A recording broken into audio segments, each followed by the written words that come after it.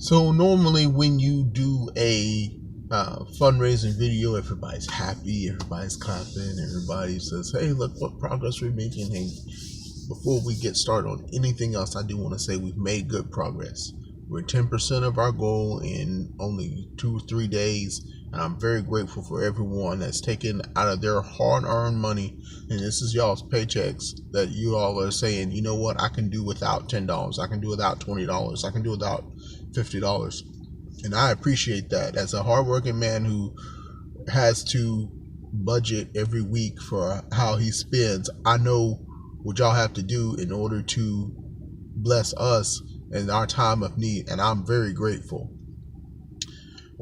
I'm not angry at y'all. I'm angry at the hospital. I'm gonna back up. Everybody knows right now who's watching this video that my wife and I have been dealing with her medical issues over the past week. On Monday she was in pain. On Thursday she was in so much pain. At 2 a.m. she woke me out of a dead sleep and said, we gotta go to the emergency room right now. So piled the kids out of bed, everybody in the car, get over to the hospital. 5 hours later, they let us out of there with a prescription for pain and a diagnosis of a dermoid cyst in my wife's right ovary. So we called the OBGYN that was recommended by the ER doctor there, and we got an appointment the next day, so that was Friday, and went in there to see him. He said, yes, you have a dermoid cyst. It's the size of a grapefruit. We need to get it out of there as quickly as we can, and it's going to cause you a lot more pain. In fact, it's so big, we're going to have to take out your right ovary as well. Good thing you have a left. So, in light of that information, we created this GoFundMe page, trying to get ahead of the cost.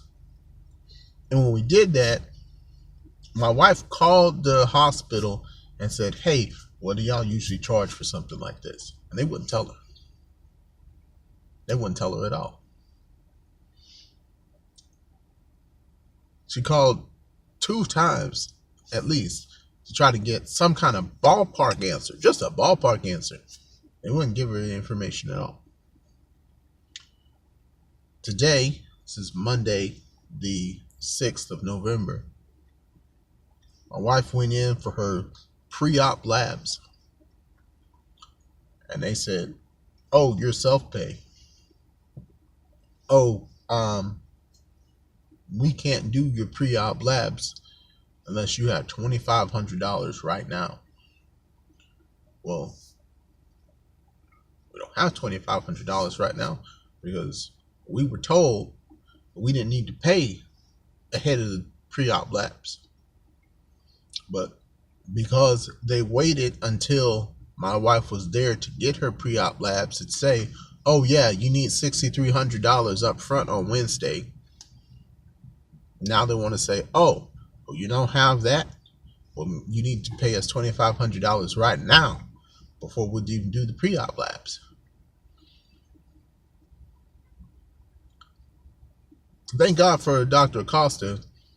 His office was able to do the pre-op labs for $120, so those are out of the way. But the information that we were supposed to get from the hospital hasn't been transparent at all. And I don't know how widespread and rampant this is because I've never been in this situation before. But it is very irritating to me that you can't get a simple, straight answer from a hospital about what they charge for an important service. It's very important for my wife's health that this cyst not grow any larger or burst. It might be leaking. We don't even know if it's leaking or not. It's urgent that we get this out of her. Well, now we can't get it out of her on Wednesday because the hospital said if you don't have $2,500 by 3:30 p.m. tomorrow, which is the 7th, you can't. We're not going to do the surgery on Wednesday. And my wife asked, okay, so we'll give you 2,500 down. Then what's the balance that we would owe? You think it'd be 3,800, but probably they're going to tack on some interest. They said, well, we can't tell you that. You can't tell me that? You can't tell me so I can try to make a target, make a goal, and say, you know what, here's 2,500. I will work on giving you the rest. They won't tell me.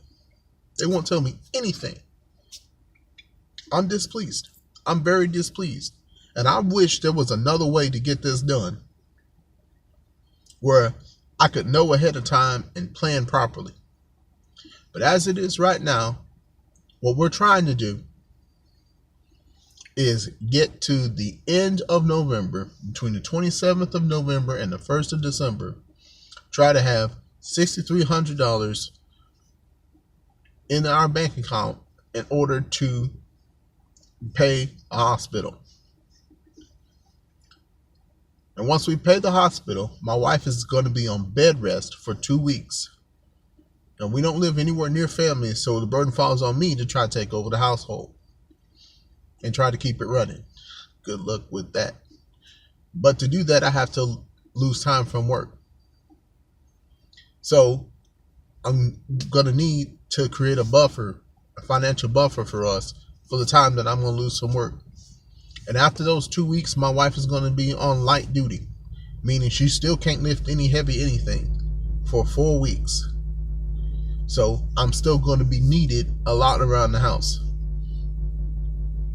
So that means less time for work. If I can get an extra $2,000 to $3,000, then that will help. So the fundraising goal, we set the bar at $15,000. We've already raised $1,500, which is 10% of our goal.